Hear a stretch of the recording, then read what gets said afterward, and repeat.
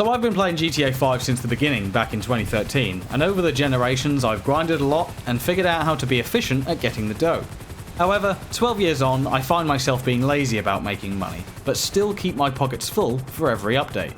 I don't use any Rockstar disapproved glitches in these methods, so no chance of being banned. Plus, everything can be completed solo and in an invite-only lobby, so no chance of getting griefed either. This is how to be lazy about making money in modern GTA Online.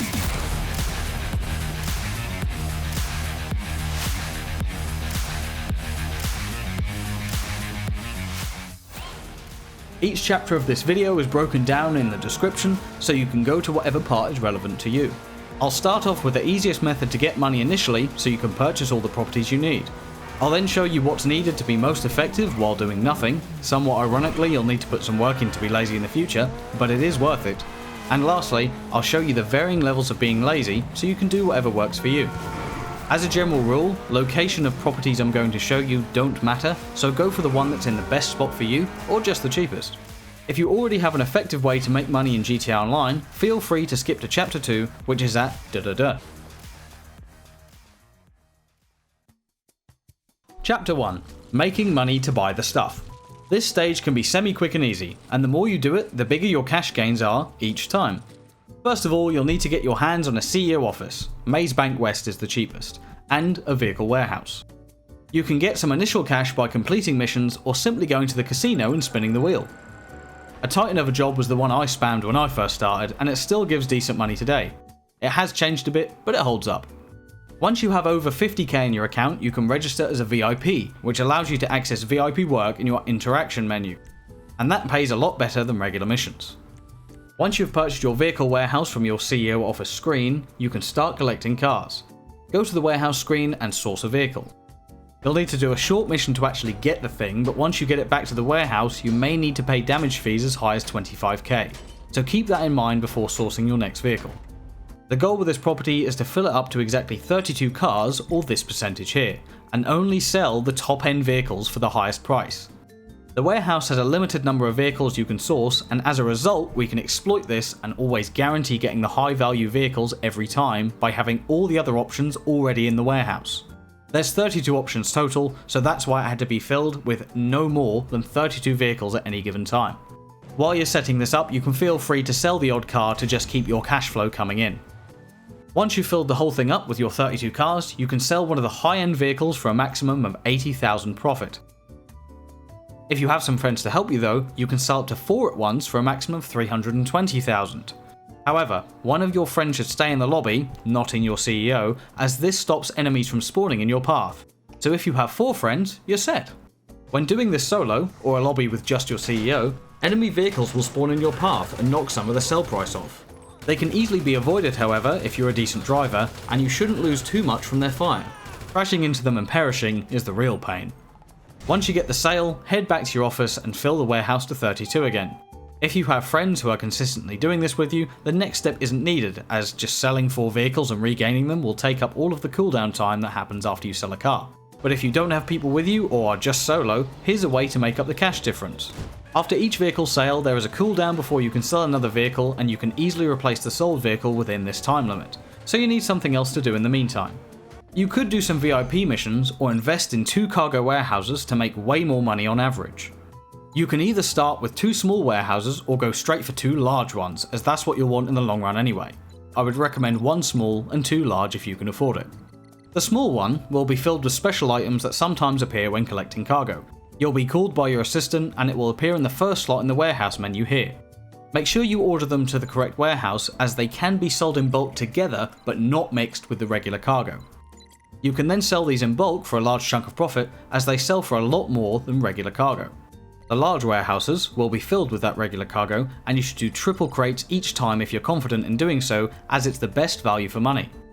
There's also a cooldown on getting crates, but it's specific to each warehouse, so you can alternate between the 2 large ones to avoid this. Although this is easy with friends just dossing about in a car, you can still do this solo, as the CEO allows you to spawn a buzzard that comes fully equipped with missiles, and obviously flight, it being a helicopter and all. I would recommend buying a buzzard from Warstock, as that way it becomes free to spawn and it will eventually pay for itself. However, it costs about 1.7 million, so if you just want to pay it every time, that's fine too, as it may be cheaper overall anyway. If you get a crate mission with a van, it's a simple one-way trip, as all 3 crates are inside.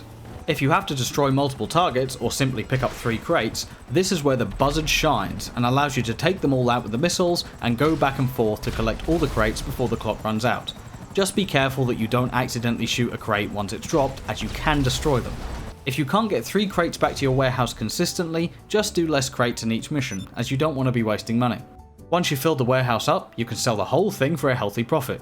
It costs you around 500,000 to fill the warehouse up in full, but when you sell, you'll be making 3 to 4 times that back anyway. I highly recommend getting the upgrades for the delivery vehicles, as it makes all the difference when you're delivering your product, especially on the tugboat because you can increase its speed. You can do all of that at this little workbench here.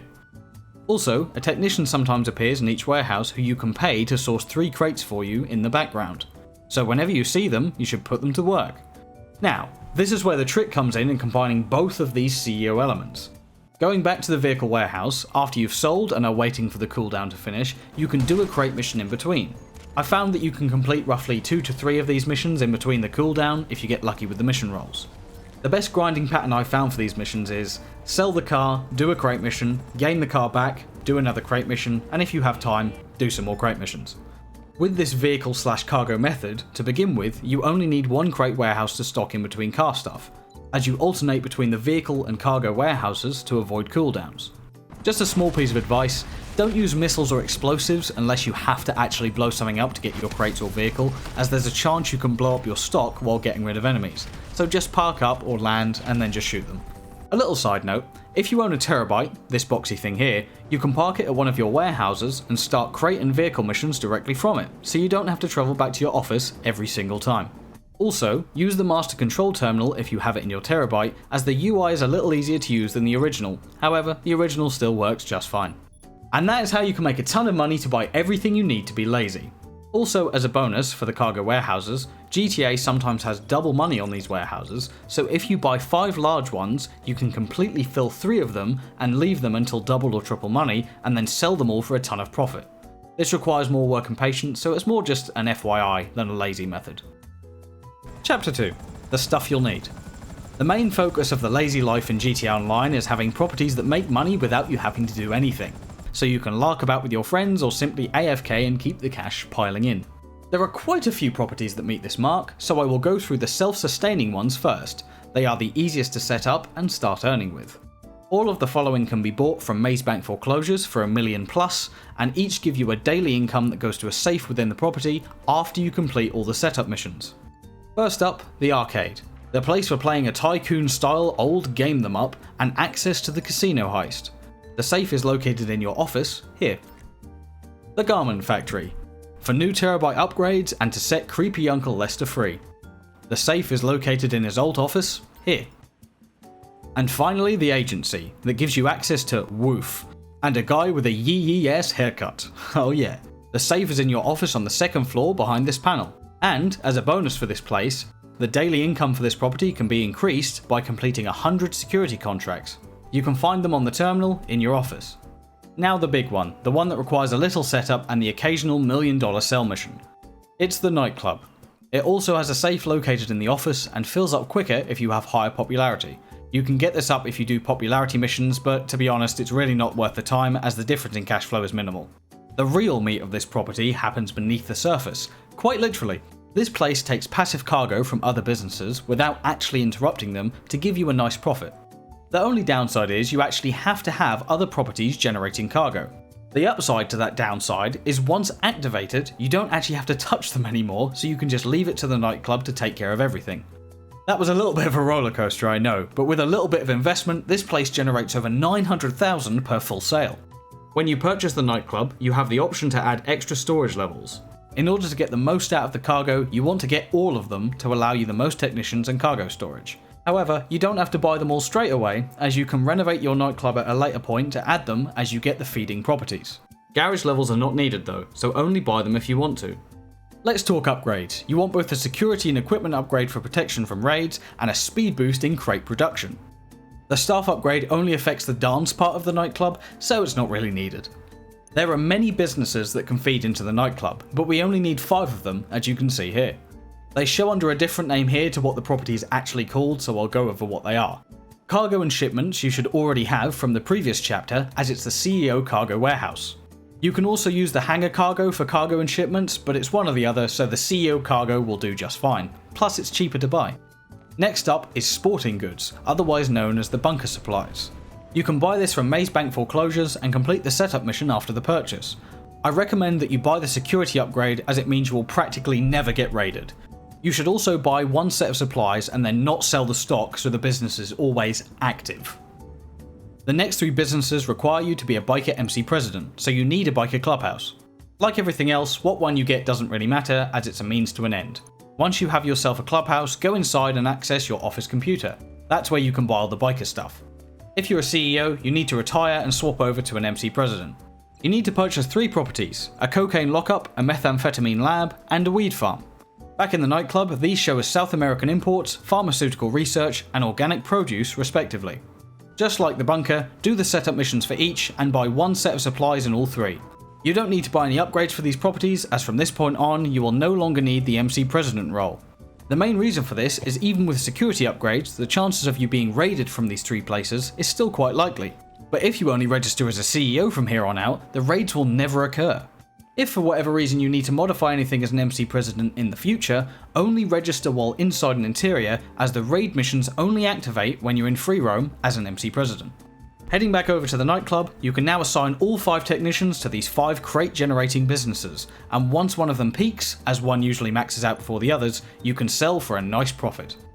When you first get the nightclub and start selling crates, you'll realise that you only have a small little van. In order to sell large amounts of crates, you need to purchase the bigger Pounder Custom from Warstock. You can upgrade this truck if you want to, but don't buy the roof missiles, as they're too tall for some areas of the game. Chapter 3. Levels of Laziness. Each tier of being lazy stacks on top of the previous one in this list, so you can do as little or as much as you want for your easy money. The laziest tier is simply doing some form of AFK, be that manual AFK by moving a little bit every 10 minutes, or using an AFK glitch at your own risk. On the same level as that, you can enjoy the game doing whatever you want to do, then whenever you log in for the day, make the rounds of all the properties with the safes, and sell your nightclub if it's ready. The next tier is utilising some of the stock properties, those being the bunker, the cocaine lab, and the weed farm. I recommend just buying supplies for these properties, either by going to them in person or through the terabyte, so you do as little work as possible. If you're doing this solo, buy one set of supplies, then sell the stock once it's depleted. This way you guarantee only one sale vehicle. Additionally, if you have completed the drug war missions, you'll have access to the mobile asset lab, which essentially functions like another stock business. You can call Mutt on your phone to buy supplies, and call the truck in physically to check the stock. Then of course sell when it's full. The last mention for this tier is going around the map and finding the 3 daily dealers that give you more money for some of your biker and nightclub stock. When they appear, there'll be a white little flash on the minimap along with a purple speech bubble showing their location. You can get an extra 200,000 to 300,000 a day if you sell the full amount to all 3 vendors. Now the highest tier that's not really that lazy at all. After doing your daily checks and buying supplies for your businesses, continue the money making method from chapter 1 of this video with the crate and vehicle sales. Combining everything in this video will maximise your money making potential and get you everything you want within GTA Online. And that's it, both the laziest and most productive ways to make money in GTA 5. Good luck on getting everything you want in GTA 5 before GTA 6 comes out. If you found this helpful and would like more content like this on the channel, please leave a like and consider subscribing, it helps out a bunch. Thanks for watching, stay brilliant viewers, ta-ra!